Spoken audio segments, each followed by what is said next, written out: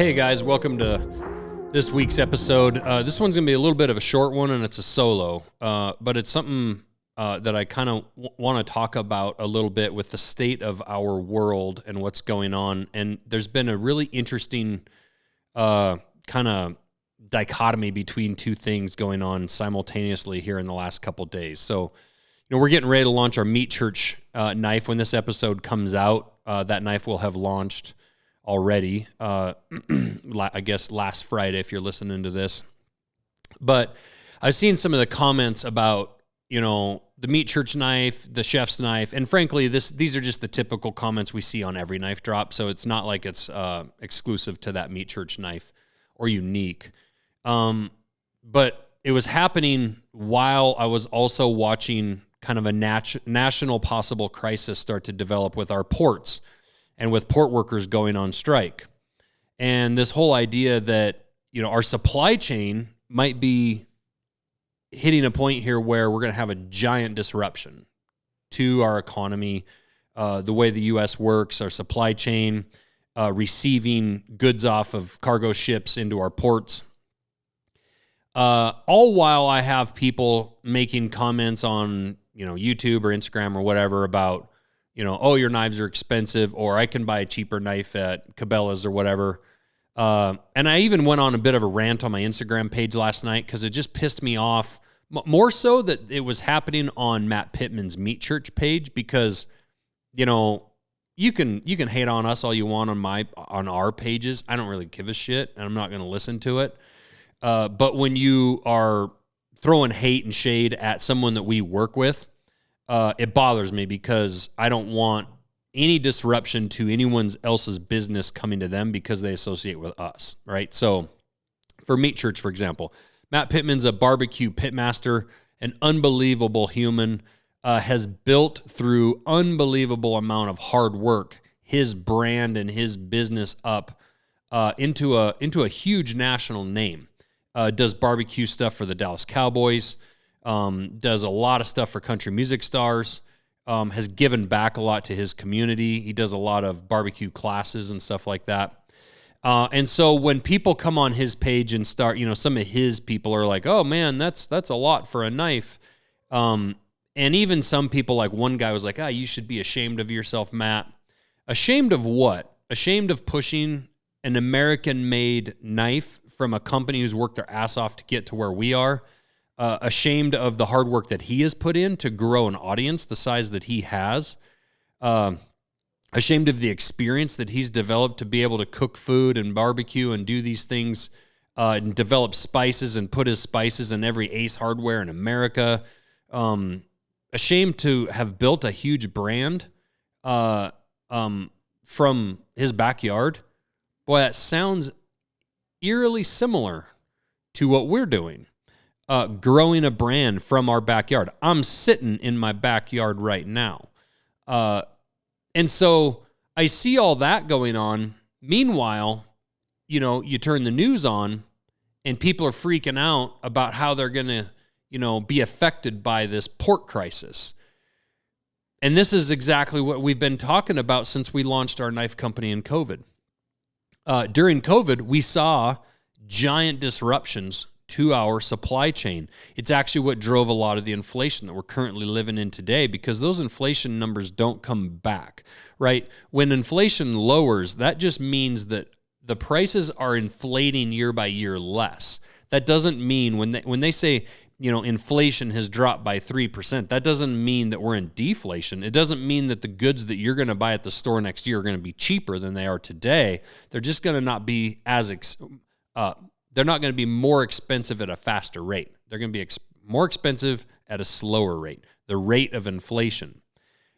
Deflation obviously is a problem as economy as well. That means there's some serious cracks in our financial institutions and our economy, our global and national economy as a whole when you have deflation. And when we built our company during COVID, and we were able to grow while other companies were struggling to just survive because we were making parts in America. We weren't counting on China. We weren't counting on global trade.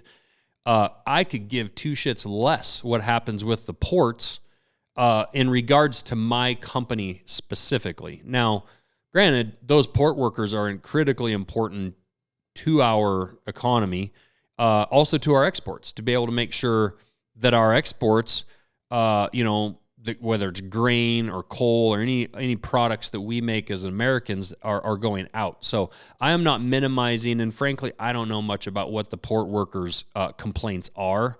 I am more talking about this as a country as a whole, how dependent we have become on global trade, meaning bringing things in, imports.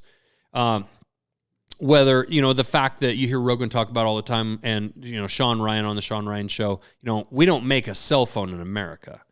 Are we at a national disadvantage? Could that be a national security issue? I don't know. We just saw, Lebanese terrorists blown up all over the place because they had pagers that they had gotten, basically infiltrated by Israel and implanted with devices. Could China do that to our devices? I don't know. Could China be implanting bugs in every Apple phone that's going out of their country? I don't know. It sure seems plausible or possible. So the point is, like with the chip manufacturing, does it make sense that we have allowed all of our chips that runs all of our electronics, all our technology from missiles and jets and everything defense-wise down to, civilian-related products, including the heated seats in your pickup? There again, we have allowed, as a nation, too much of our stuff to be outsourced. What are the advantages of manufacturing in America? Well, today, and you'll be seeing this out on our YouTube channel and stuff, we were asked by the local manufacturing group through the University of Montana program to see if we would be willing to participate in a program where we would bring high school students into our business and show them American manufacturing. And the goal of that is to show them and provide to them a look of what this looks like, right? So when they're in high school and they start thinking about what they want to do when they graduate high school, they understand what's possible, right? So we actually had about 40 kids come through our shop today from Superior, Montana and St. Regis, Montana, which actually happens to be basically the same exact size town that I grew up in. Small logging, farming, ranching communities. And my message to them was, look what is possible. It doesn't matter how small of a town you live in, you can achieve great things, right? We are achieving great things here. I don't have a college degree. I flunked out of college. I thought being in high school and sitting in math class was dumb, right? I had the typical attitude that a lot of these kids might have, and I wished I'd have had a different attitude back then, but it didn't slow me down from accomplishing, eventually, my dreams. Now, the message to them is, look what's possible. Just because you're from a small town doesn't mean you can't accomplish great things. So, we know the typical benefits of American manufacturing, tax dollars coming in, hiring employees. We hear about, bringing jobs to America and bringing jobs, which is very important, very critical. But there's other things that happen around American manufacturing, right?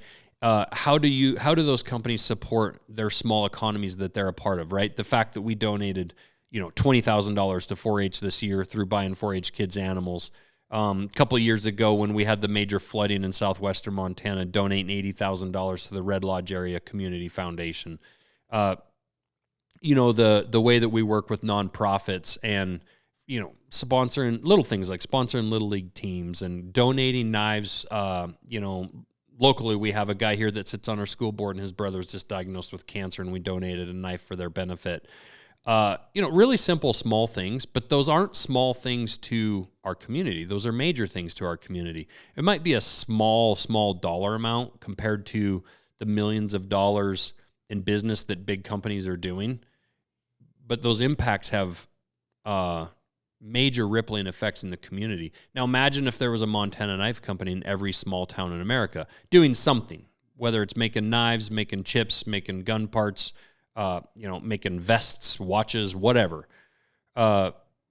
These rippling effects are huge. The other thing is for rural areas like Montana, 95% of the businesses around here count on the local economy for their business, meaning they sell products or goods or services to their local individuals that they live around. We sell 95% of our products to people out of the state of Montana. Okay, so that means we're bringing in millions of dollars of revenue into our state.